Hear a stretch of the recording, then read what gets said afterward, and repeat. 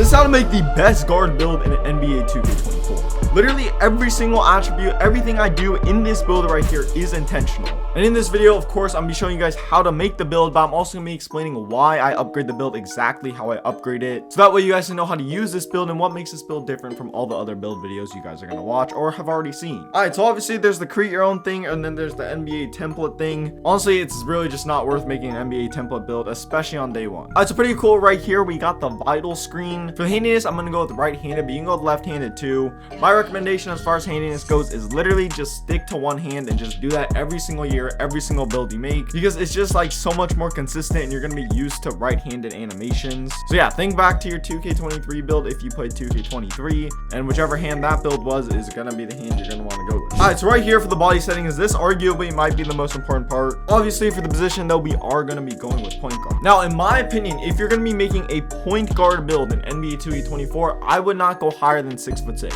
There are gonna be some 6'8" point guard builds out there, but if we're being honest with ourselves, they're not really point guards, or at least they're not gonna be pro-am and rec center point guard builds. They might be able to run the point on like 3v3 and 2v2 and stuff, and I do plan on making an oversized point guard build a little bit later.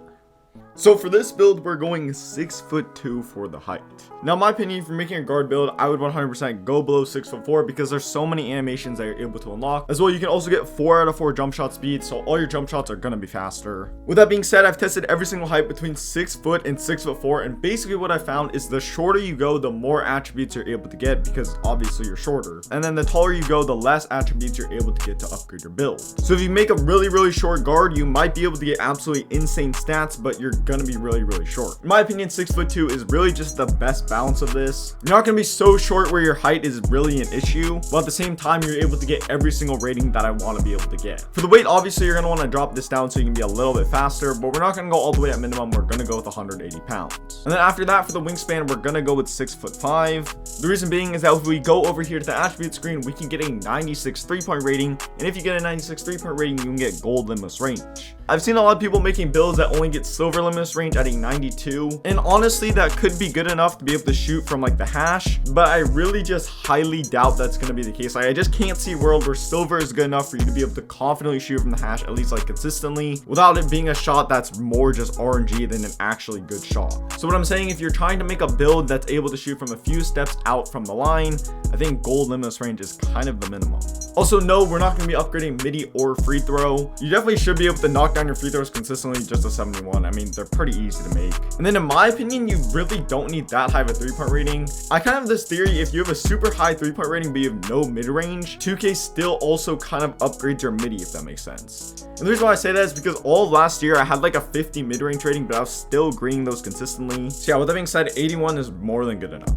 Alright, so now let's go back up to the top and go to the driving dunk rating, which we're going to go ahead and put this at an 87. You're also going to end up getting a 72 driving layup, so you can go ahead and put that up too. If you guys did not know, at an 86 driving dunk, you're able to unlock silver posterizer, and then at an 87, you're able to get contact dunks. Now, I believe it's only pro contact dunks off of 2, but you're still able to get contact dunks on this build, which is honestly so crazy. Now, in order to actually get both of those things, you're going to have to upgrade your vertical, which I'm going to put up to a 75, which will give you both of those things. Now, I'm gonna be honest, I know the driving dunk isn't absolutely crazy, but at the same time, if you're making a 6'2" point guard, you're not making a build that you're going to be trying to go for a contact dunk on like tall center builds. If you're trying to make a build that's able to get contact dunks on centers, don't make a 6'2" guard, I'm telling you. All I wanted from this build is to be able to dunk very consistently, especially when I'm being guarded by all those other small point guard builds that have 0 defense for some reason, and even those 6'6" guards that aren't going to be able to get anchor. I'm gonna be honest, with silver posterizer and an 87 driving dunk as well as the contact dunk package, I'm gonna be honest, with silver posterizer, you're not gonna be stopping me unless you have anchor, especially since you're gonna have to play so high since I can shoot from limitless range. Also, the fact that you only need an 86 driving dunk to get silver posterizer is so crazy. Like, think about it, in order to get limitless range, you needed a 92 3-point rating, and for posterizer, you only need an 86 driving dunk. And although posterizer is a little bit better, it's only a little bit better.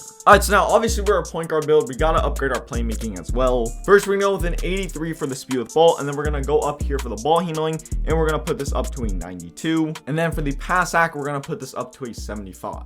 Now I'll talk about the pass accuracy in a second, but the 92 ball handling and an 83 speed with ball is very important, because you guys can see you're able to get gold speed booster. Now obviously to do this you have to come down here and then also upgrade your speed and acceleration. For the acceleration we're going to put this at a 90, which is more than good enough to get gold speed booster, and then for the speed we're going to put this up to an 80 in order to get silver hyperdrive. You can also go for gold hyperdrive if you put your speed up 2 more ratings, but I personally just didn't do that. In my opinion, hyperdrive is a pretty good badge, but it's not like the best badge in the game or anything, and other people think this badge is just completely useless. All I'm gonna say about this badge and just this builder in general is make a build that's designed for you. You can look at this build, you can look at other builds on YouTube, but if you don't like something about the build, just make the tweak that fits your playstyle more. And while we're down here at the physicals, let's go ahead and put the stamina up to a 96. That way we can get gold handles for days. Also, really quickly about the pass accuracy being at a 75. As I talked about like literally a few seconds ago, make a build designed for your playstyle, which means if you're playing 5v5, you're probably going to want a little bit higher pass accuracy. But also if you're playing 5v5, to be honest, you probably don't need any defense whatsoever. So you could really just throw the rest of your ratings into pass accuracy if you wanted to do that. Now, me personally, I'm trying to make a build that can play on all different game modes, so I'm not just going to throw the rest of my ratings into pass accuracy. I personally think 75 pass accuracy is going to be good enough. Like, think about it. 2K added so many different pass styles this year that we're gonna find one that's really good at a 75. So yeah, really, I'm just not worried. All right, so the last thing is gonna be the defense. First, for the perimeter defense, we're gonna put this up to a 75. We're also gonna put up the block rating up to a 48, and then you're also gonna want a 45 strength, so that way you can go ahead and get silver clamps. And then the last rating is going to go into interior defense. Now, as I said, I'm making a build for all different game modes, which means I do need to have some defense. I have seen some point guard builds that have literally 0 defense whatsoever, which in my opinion is kind of risky. There's a very high chance, especially with the new blow by badge, that if you have no perimeter defense, you're literally going to be scored on every single possession. Now, if you only play 3v3 and 5v5, and every single time you play with a lockdown and a center, then you can get away with having 0 defense. But honestly, I would say like 99% of players don't do this. Most people make 1 or 2 builds, and on these 1 or 2 builds, they try out every single game mode. And also, they're not running with the same team every single time. So again, just to reiterate, unless you're playing only 3v3 and 5v5, and every single time you're playing with a center and a lockdown, then you're gonna need at least some defense on your build.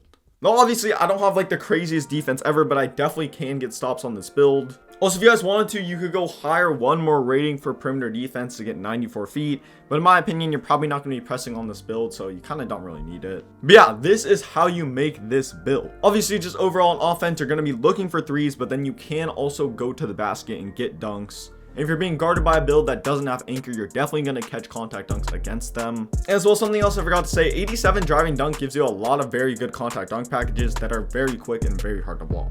Then of course your dribbling and playmaking is going to be pretty crazy, and you will be able to get stops on defense. So yeah, that is basically how you make the build right there. You guys see I built a shot creating 3-level threat, which in my opinion is a pretty cool name. But then again, I don't really know. There might be a lot of shot creating 3-level threats running around the park. But with that being said, if you did enjoy the video, please drop me a like, subscribe to the channel. There's more videos coming soon, including my jump shot and everything I'm going to be using on this build. With that being said, I'm out.